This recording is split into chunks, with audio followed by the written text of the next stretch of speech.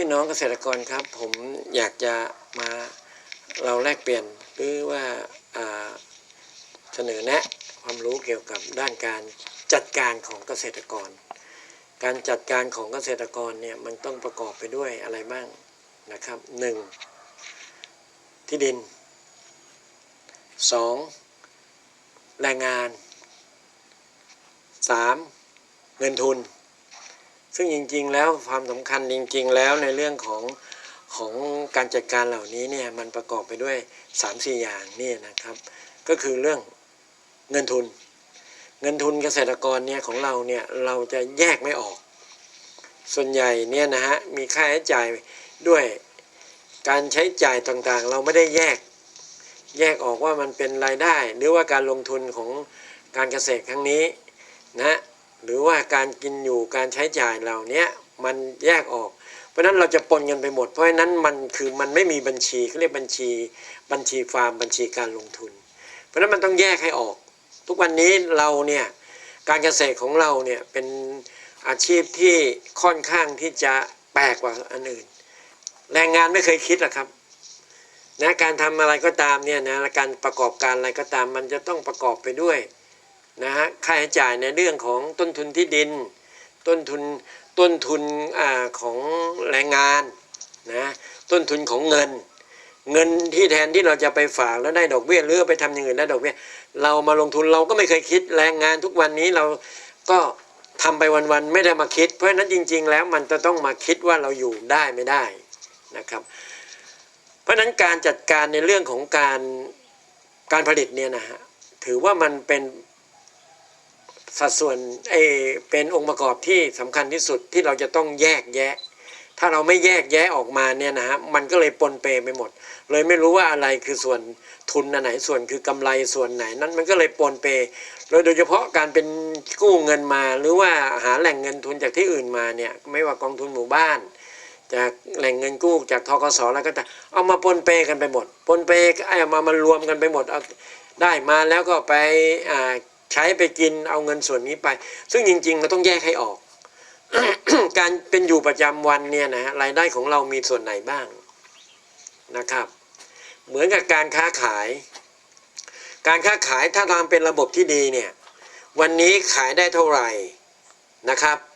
ก็ต้องเก็บหรือว่ารวมยอดหรือว่าเอาเข้าแบงก์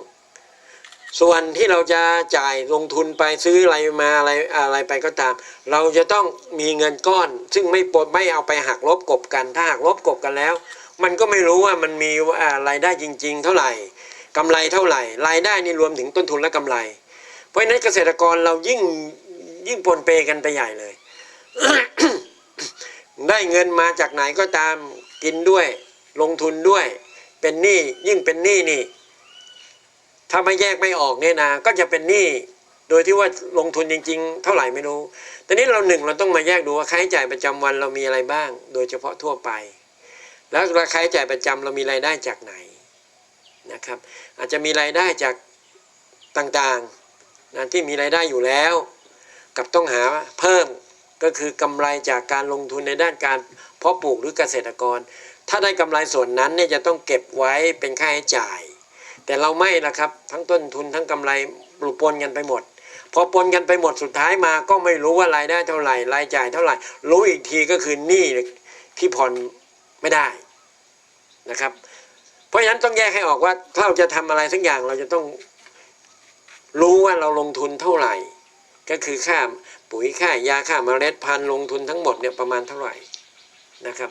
ถ้าเราทางด้านประกอบการที่มันเป็นระบบจริงๆมันต้องบวกค่าแรงงานของตัวเราเองด้วยจะใช้กี่คนแรงงานวันละเท่าไหร่เราต้องเป็นต้นทุนทั้งหมดแล้วสุดท้ายมา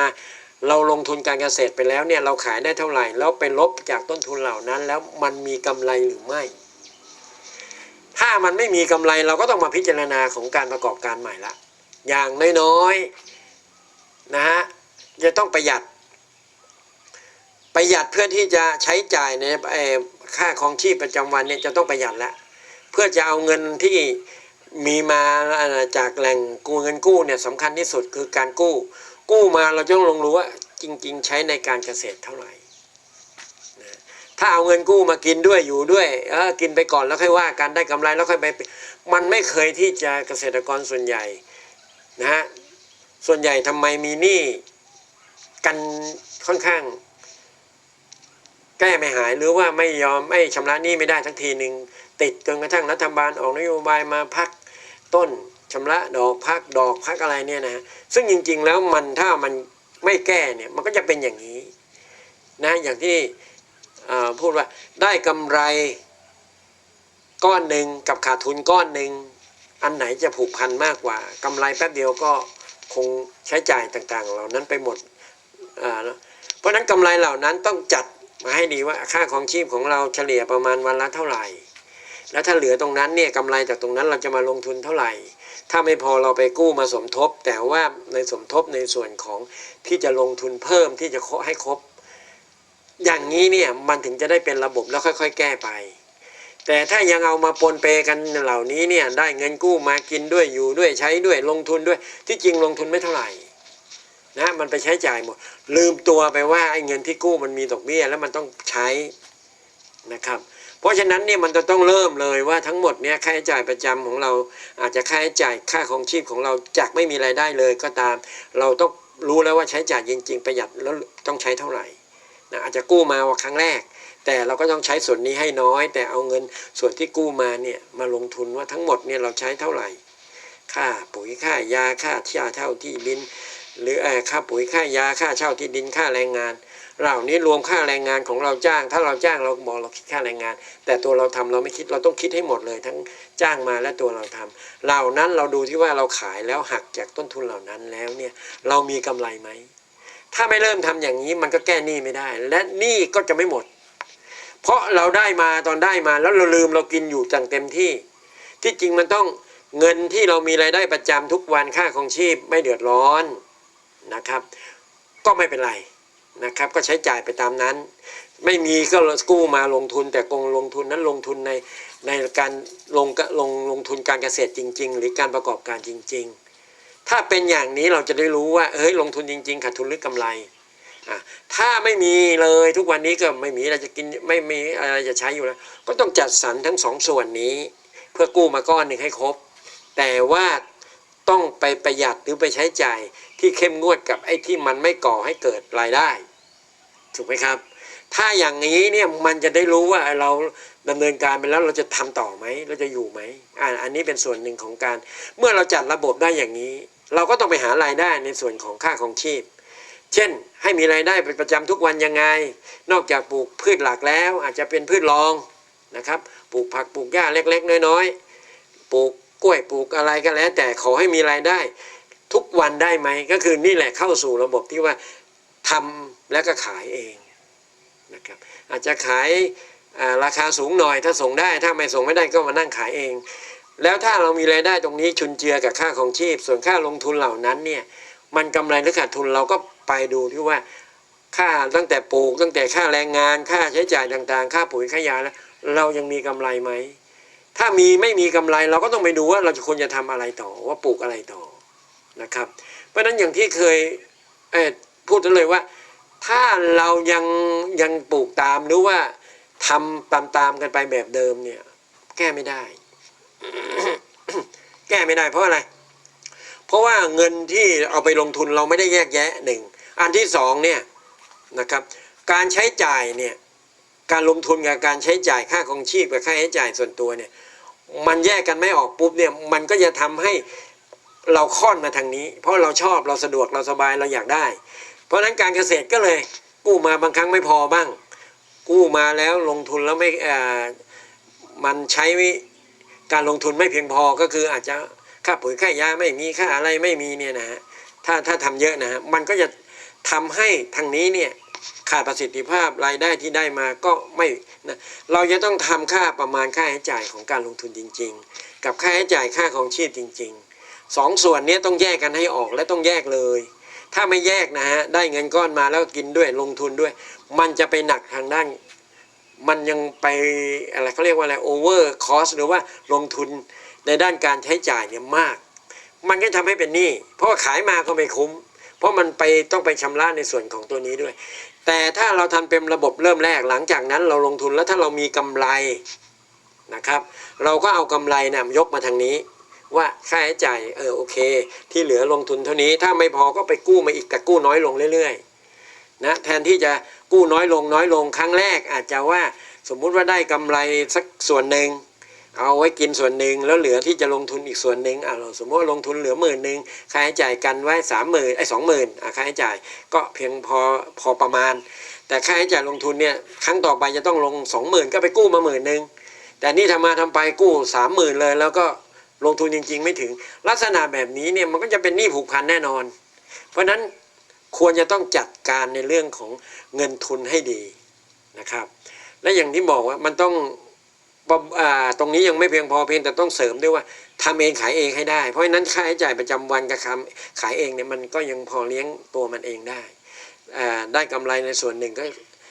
กินไปใช้ไปส่วนลงทุนส่วนต้นทุนก็หักมาไว้ทางนี้ถ้าเป็นลักษณะนี้เนี่ยเกษตรกรทำไมไม่มีเงินทุนก็ตามแต่ทำไมไม่แต่ละฤดูกาลก็จะต้องลดกู้น้อยลงจนกระทั่งไม่ต้องกู้ถูกไหมแต่ตรงกันข้ามปีนี้กู้50,000ต่อไปกู้100,000ต่อไปกู้150,000แล้วกู้200,000 300,000สุดท้ายมาก็เป็นหนี้เรื้อรังเป็นมะเร็งในการเป็นหนี้ทำยังไงจะแก้มะเร็งในการเป็นหนี้ก็ต้องรู้ตัวเองก่อนและแยกออกให้ชัดนะครับเพราะนั้นมันก็จะต้องพันไปหมด1แยกการลงทุน2ก็ต้องหาความรู้ในเรื่องการที่จะลงทุนในเรื่องการเกษตรต่างๆเหล่านี้ไม่ใช่ว่าลงทุนตามวิอาชีพเดิมทำอะไรก็ทำแบบเดิมเนี่ยนะเมื่อมันไปต่อแล้วขาดทุนเนี่ยมันก็จะต้องหาทางอื่นเพื่อที่จะเอามาหาให้มีรายได้เพิ่มมากขึ้นนะอันที่2ในเรื่องค่าใช้จ่ายประจำวันเนี่ยส่วนตัวต้องวางงบประมาณสำหรับตัวเองว่าค่าใช้จ่ายควรจะไม่เกินวันเท่าไหร่มีค่าลูกเรียนค่าอะไรนั้นก็จัดมาให้ในส่วนนั้นเราถึงจะเพียงพอในที่จะใช้จ่ายได้ในส่วนของค่าของชีพส่วนอาชีพเกษตรกรเนี่ย ก็จะต้องจัดให้ดีสำหรับลงทุนให้เพียงพอให้ครบขอบหรือว่าให้ครบฤดูการผลิตถ้าเป็นอย่างนี้เนี่ยเราจะรู้ว่าหนี้ของเราเนี่ยเกิดจากอะไรแต่ถ้าเราไม่แยกมันก็จะทำให้ปนเปกันไปว่าไอ้หนี้ก้อนเนี้ยกู้มาก่อนเถอะแล้วก็มากินด้วยเอามาลงด้วยปรากฏว่ากินมากกว่าลงปรากฏว่าต่อไปก็ต้องไปกู้เพิ่มอีกเพราะมันลงไปแล้วมันไม่สุดคล้ายๆว่าอะไรก็ไม่เพียงพอเท่านั้นก็จบแต่ปรากฏว่าผลผลิตออกมาก็ไม่ได้นะครับไอ้ทำธุรกิจเพื่อการปลูกพืชเพื่อทำธุรกิจอย่างเดียวเพื่อขายส่งอย่างเดียวเนี่ยผมนึกบอกว่าเปลี่ยนได้ไหมมาช่วยเอามาขายเองบ้างไม่ใช่ปลูกพืชนั้นก็ได้พวกนั้นส่วนอีกส่วนหนึ่งก็หาลงแทรกไปเพื่อที่จะมาเป็นค่าใช้จ่ายประจำวันไม่ว่าจะเป็นต้นหอมผักชีผักบุ้งนะตะไคร้ข่าปลูกแล้วขายได้หมดแล้วครับเพียงแต่เราทำเองขายเองให้มากที่สุดนะครับขายถูกก็ยังไม่เป็นไรค่าข้าวค่าอาหารไปค่าของชีพต้องจัดให้ดีกับค่าลงทุนต้องจัดให้ดีถ้าจัดให้ดีอย่างนี้ได้เนี่ย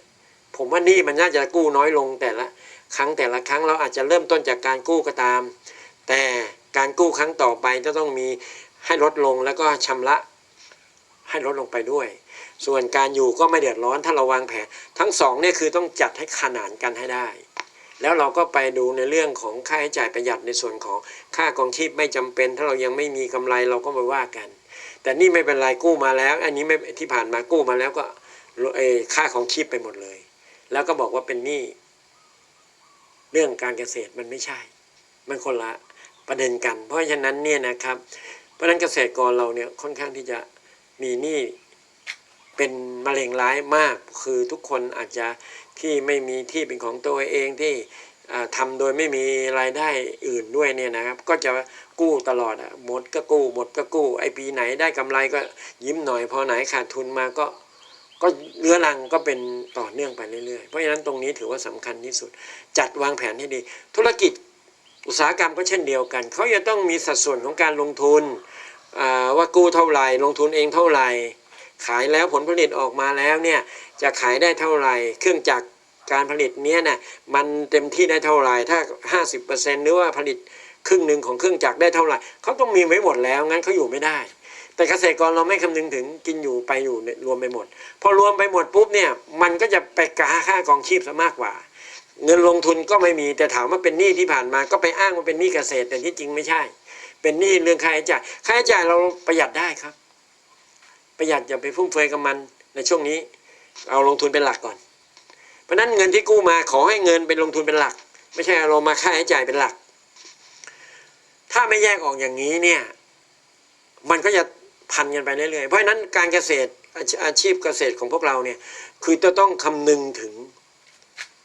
เงินที่จะมาใช้ ในส่วนของค่าครองชีพต้องอยู่ได้สมมติถ้าเราไม่ทำเกษตรเราอยู่ได้ยังไงถ้ามันอยู่ได้ก็ยิ่งการเกษตรก็ลงทุนก็ต้องคิดให้หมดคิดตั้งแต่ค่าเช่าค่าเมล็ดพันธุ์ค่าปุ๋ยค่ายาค่าแรงงานของตัวเราเองกับคนที่เราจ้างมามันต้องคิดให้หมดตรงนั้นแล้วก็ไปดูผลผลิตขายแล้วได้กำไรไหมถ้ายังไม่มีกำไรอีกเนี่ยนะฮะมันก็จะต้อง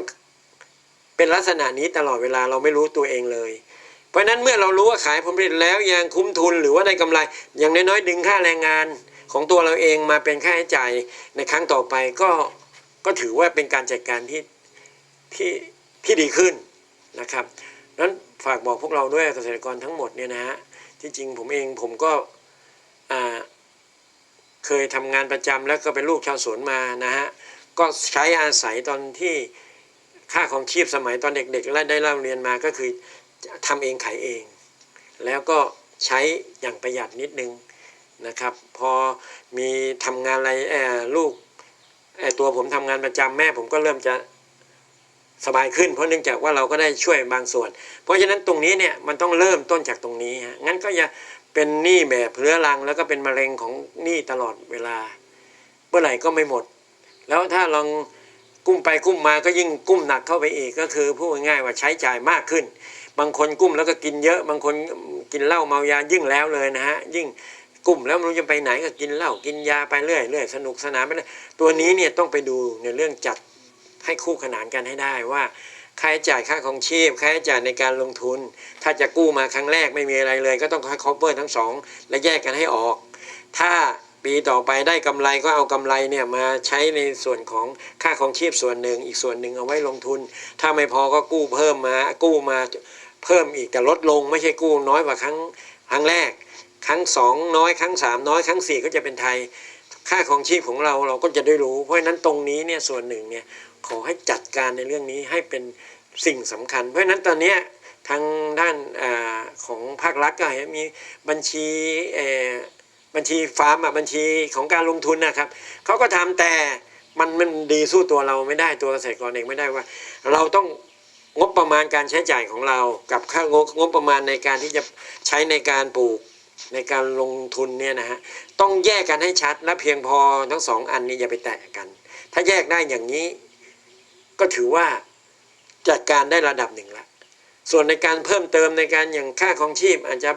หารายได้อย่างอื่นก็คือปลูกพืชเองขายเองปลูกพืชเล็กๆน้อยๆหรือทำอย่างอื่นไปถ้าว่างจากนั้นก็ไปรับจ้างมาในส่วนของค่าของชีพในส่วนของอันนี้ก็ก็ต้องเผื่องบประมาณเอาไว้ถ้าจัดการอย่างนี้ได้เนี่ยมันก็จะทำให้เรารู้ตัวเองว่าเฮ้ยเราจะต้องกู้ให้น้อยลงหรือว่าหมดหนี้ภายในระยะอันสั้นและไว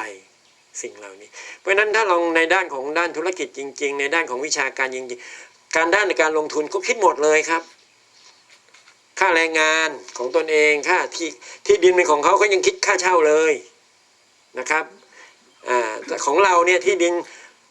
ที่เราใช้แล้วเราไปเช่าเขาเองยิ่งหนักเป็น2 เท่าที่จริงเนี่ยค่าที่ดินของตัวผู้ประกอบการที่ไม่ใช่ทำการเกษตรเขาทำโรงงานเขายังคิดค่าเช่าตัวของที่ดินเขาคิดถึงค่าแรงของเขาจะต้องเงินเดือนเขาเท่าไหร่แล้วก็เงินทุนของเขาที่เข้าลงไปเขาไปคิดด้วยว่าดอกเบี้ยเขาจะได้ดอกเบี้ยเท่าไหร่ด้วยเรานี่ไม่เคยคิดในเรื่องนี้เลยคิดอย่างเดียวก็คือขอให้เพียงพอกับกินก็อยู่ไปเรื่อยๆไม่พอก็ยืมไม่พอก็ยืมเพราะฉะนั้นนี่มันจะเพิ่มแทนที่มันจะลดลงกับเพิ่มขึ้นก็ลองไปดูพิจารณาก็แล้วกันว่าจริงๆแล้วถูกต้องไหมที่พูดไปเนี่ยนะฮะถูกต้องบ้างไหมถ้าถูกต้องก็รับไว้แก้ไขนะฮะถ้ายังไม่ถูกต้องก็จะปฏิบัติอย่างเดิมอันนั้นก็ไม่มีใครห้ามก็จะเป็นมะเร็งของหนี้ต่อไปเรื่อยๆก็ ก็อันนี้ในเรื่องของการลงทุนการแยกออกให้ชัดนะครับทำนะครับเป็นอาชีพที่ไม่มีเจ้านายนะฮะเกษตรไม่มีเจ้านายเราทำเองขายเองแต่เราไปผูกกับคนขายตรงนี้แหละเราจะแยกผูกจากคนขายออกมาในรูปของการค้าขายเองให้ได้สอนลูกสอนหลานหาลูกหาหลานไปขายให้ได้ตลาดข้างบ้านมีเล็กๆน้อยๆนะฮะขายได้วันละ100-200ก็ค่าอาหารค่าหมูค่าน้ำมันค่าน้ำมันพืชค่าหมูค่าอะไรไปนะฮะผักหญ้าเรามีอยู่แล้วไม่ต้องซื้อเพราะฉะนั้นมันก็เลยกลายเป็นค่าของชีพที่เราไม่ต้องไปซื้อเขาหมดนะอันนี้ก็ส่วนหนึ่งส่วนในด้านการลงทุนต้องแยกให้ออกถ้าไม่พอก็กู้แต่ต้องคำนวณด้วยว่าทั้งหมดตั้งแต่เริ่มจนกระทั่งเก็บเกี่ยวต้องใช้เท่าไหร่ตรงนี้ต้องมีสำหรับของเขาไว้ส่วนค่าของชีพก็ไปหาเพิ่มหาเสริมเอาส่วนไอ้ตัวประกอบการเนี่ยก็บอกแล้วไงว่าลดการปลูกแล้วไปขายเองให้ได้มันก็จะได้เพิ่มมากขึ้นลงทุนน้อยลงแล้วก็ต่างๆเสี่ยงน้อยลงนะครับมันก็จะทำให้รายได้ของเราเป็นหนี้ไม่เยอะแต่คือพูดง่ายๆว่าถ้าเราขายเองได้เนี่ยฮะทำ10 ไร่ขาย5 ไร่ก็เท่ากับเราทำ20 ไร่ขายเขาขายให้พ่อค้าเพราะฉะนั้นตรงนี้เนี่ยแยกให้ออกถ้าแยกออกได้ก็ลองเอาไปใช้ดูนะฮะเริ่มใช้ได้เลยถ้าเป็นอย่างนี้ได้เนี่ยมันจะได้รู้ด้วยว่าเราทำไปแล้วเราจะอยู่อย่างนี้ต่อไปไหมหรือว่าเลิกไปเป็นลูกจ้างเขาไปเป็นใช้แรงงานดีไหมดีกว่าไหมเพราะว่ามันจะได้อยู่ได้ทั้งนั้นก็เป็นหนี้สะสมไปเรื่อยๆครับผม